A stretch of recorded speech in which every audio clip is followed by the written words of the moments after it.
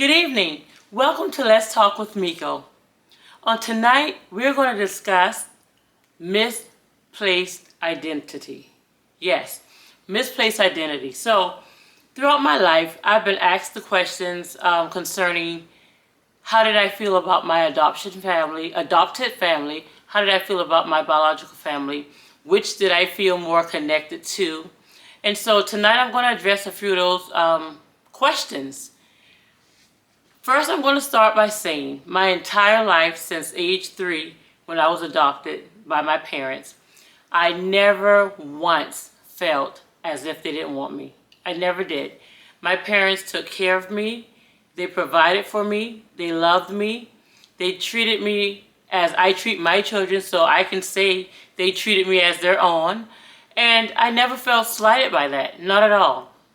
Now, when I met my adopted family, things were a little uncomfortable, I could say. And the reason being, they didn't know me. They had no idea who I was. They knew of me. They knew about me. They knew I was born. But beyond that, they knew nothing about me. And so sometimes when we look at relationships and we talk about how relationships are paired and how they are nurtured and how they are created within a time span, that's very important.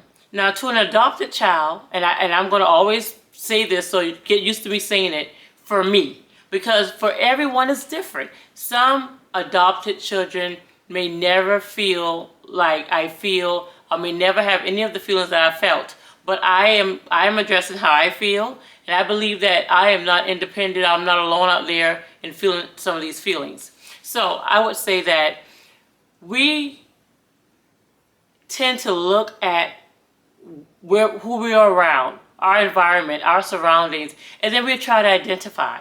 Because you got to think now, for those of us who know that we were adopted, in our minds sometimes we kind of contribute the difference. We look at the difference. How am I not like this person? How am I not like this person? So as it related to my adopted family, that was always a thing. Now, I'm not sure if my cousins knew that or not, but there was never a time that we were together that I didn't feel like I didn't fit. I just didn't feel like I didn't fit. Do I believe that they loved me? Yes. I believe from the bottom of my heart that they loved me, that they loved and still love me, but I never felt apart. Just never felt apart. I felt different. I felt like there was something that did not connect me. And then when I met my adopted family, I felt the same way in a different light. I felt that I know in my mind that we're connected because that's what the blood connects us. But as far as the experience, the past, the having something in common that we can talk about, we didn't have that. There were a lot of things in common, but I couldn't talk about it because I didn't experience it. So I could have been with my first cousin on my biological, in my biological family, but I couldn't relate. I couldn't have a conversation because there was no connection. There was no tangible connection. It was just the bloodline, and that's what I had. So if I had to answer the question, who did or do I feel more connected to, I'm going to be honest with you, neither. Now, I will pick up the phone anytime and call my cousins that I grew up with, and we laugh, we talk, we can go out to eat, we share things, but there comes a time in life, especially when you're older, because let me tell you what it looks like. So what it looks like when you're younger is when you have your parents, I would say, adopted parents, and I'm saying adopted just for the sake of letting you know who I'm talking about, but believe me, those were my parents, okay? But my adopted parents, when you call your mom, you call your dad, and that relationship is what it is parent, child. But it gets awkward, and let me tell you when it gets awkward. So I have 3 sons, and a few weeks ago, before school ended, one of my sons had to do a family tree. Well, he came to me, and so I thought, what am I going to do? I mean, am I going to do a family tree on the family I grew up with? Because at this point, the more the generations go down of an adopted child, the less it makes sense to the generations below. And let me tell you why. Because if I encourage my son to do a family tree on my great-great-grandmother on my adopted side, it doesn't mean anything to him. It doesn't. And I'm not saying that to be insensitive and rude and mean and ugly. It doesn't. Think about it. If you had to trace your family history, especially because of medical reasons or because of genetic reasons, because of any other type of reason, the further down it gets, the less it makes sense. And so I had to make a decision on how am I going to introduce this to them and let them know, like, what is my story? This is my story. And so it becomes awkward. Then you look at my biological family. I could get the names from someone in their, on that side and get all these names. And to them, it would make more sense because I'm not saying this to be rude as well. It's not like they're trying to go out there and meet them. They just want to know who they are. And it makes sense to put that on paper because when they have children, and if they want to know what their bloodline or who their bloodline is, then they can go back and look at that tree. And I hope I'm making sense to somebody. So I had people that would always say, and I said it in my last video, well, you should be grateful and you should be glad and you should be appreciative that you were adopted. And I'm going to say this again, you're going to hear this many times. I am, I was, I will always be. I am very appreciative, but I need you to understand that the adoption and the rejection, the abandonment, those two things had nothing to do with each other. One resulted because of the other, but they don't have anything to do with each other. They're not synonymous. They don't mean the same thing. So I need you to understand that so that I can become clear. And as we as adopted children try to seek and find who we are, it's very important that we take it with the understanding that sometimes it doesn't work out like we want it to work out. And I'm going to read something to you, and because tonight we are talking about misplaced identity. Okay, so according to AI overview, I'm going to read this so that I can become clear. It has 3 different parts of the definition, 3 different meanings of the definition. Okay, it has what we use in everyday language. Misidentification. That's what we use in everyday language. Common occurrence. Then it moves to number 2. The legal context. The legal context is mistaken identity as a defense. Okay? That's what it means. And it says a few things under that as far as the legal context is concerned. But number 3 is what I want to focus on tonight. And what number 3 says is implications of self. Loss of identity.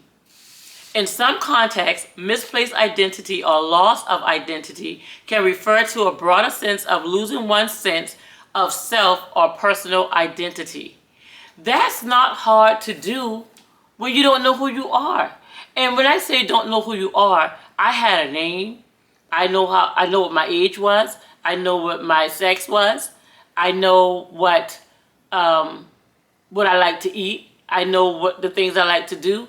But I didn't know what my makeup was.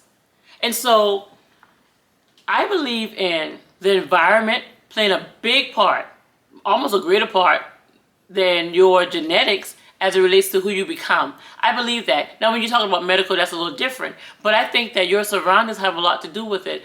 I knew without a shadow of a doubt that my parents groomed me to be who I am. They groomed me. They loved me. They took care of me. They nurtured me. They taught me. They disciplined me to become who I am today. But there was still a part of me that I longed for. There was a part of me, and especially after my mom passed. When my mom passed, it opened up another window of mistaken identity, misplaced identity. I couldn't go to her and ask her questions. I couldn't look at her and say, that's who I'm like. I'm just like my mom. Everybody used to always say, you look just like your mom.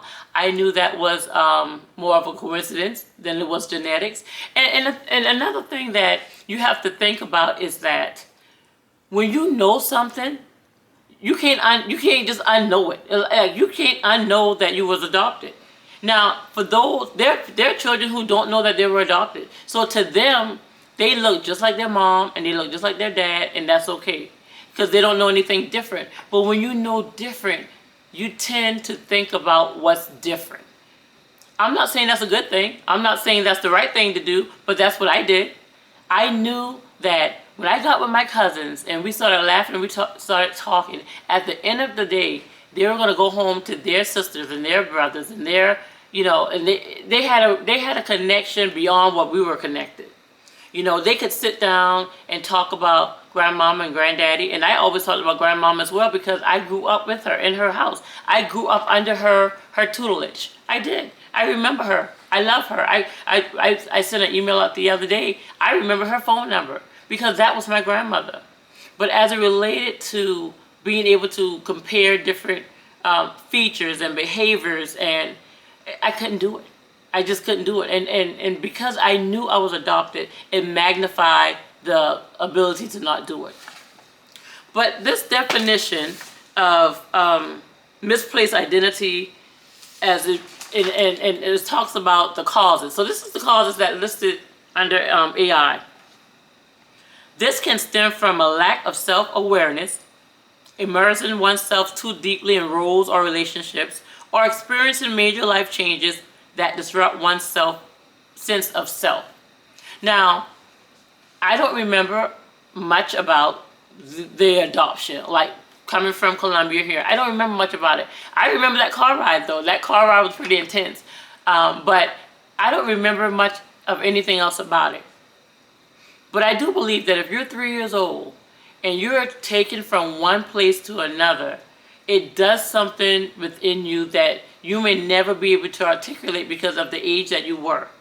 I work with children, and I could, there's some things that you can tell that some children have been traumatized. They've just been traumatized by one thing or another. And I think that to some degree, my self-awareness of who I was tainted because of that experience. I really do believe that. And then the impact. This is what it says under impact. It can lead to feelings of confusion, disorientation, and a search for meaning and purpose. That definition blew my mind.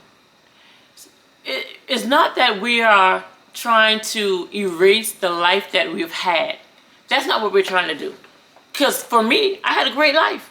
I think about my mom and my dad all the time. I had a great, fantastic life. But there was a part of me that was missing. And then I started to search for it. So I'm going to show you an example of what that looks like, okay? Bear with me. Bear with me for a little while. All right? So, I have this puzzle, okay? Think about the board where the puzzle sits as being an adoptee's life. This is our life. This little border right here that holds all the pieces. This is our life. And so, as the puzzle comes together, and now I have to put this puzzle together. Bear with me. I'm putting that piece right there. They cheat now with the puzzles. Now they got the picture on the background. That's wonderful. And then I'll put this piece right here. All these pieces go in my life. But if you look closely, there are two missing pieces. Now what the world tells us, what my friends tell me, what the circle around me screams at me is that, why do you keep looking for more? You just want more. You have to be content with what you have. You should be satisfied with your family. You should be happy that you have good, great parents. You should be da-da-da-da-da-da-da-da. But this board right here is my life. And all these pieces are in my life. The pieces are in my life. But I'm missing two pieces. I'm not looking for some strange, random piece to put on this puzzle. Because it's not going to fit. I'm not going to another board with another puzzle trying to make it fit in this because it's not going to fit. I wasn't trying to find pieces that were on the outside of this puzzle. I was trying just to find the missing pieces.